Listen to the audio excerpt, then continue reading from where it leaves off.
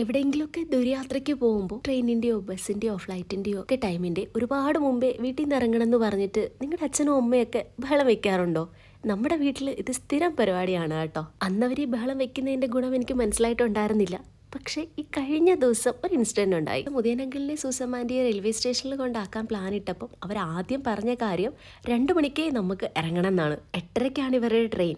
ഒരു 100 കിലോമീറ്റർ ദൂരമുണ്ട് റെയിൽവേ സ്റ്റേഷനിലേക്ക്. അധികം തിരക്കൊന്നും ഇല്ലാത്ത റോഡാണേ.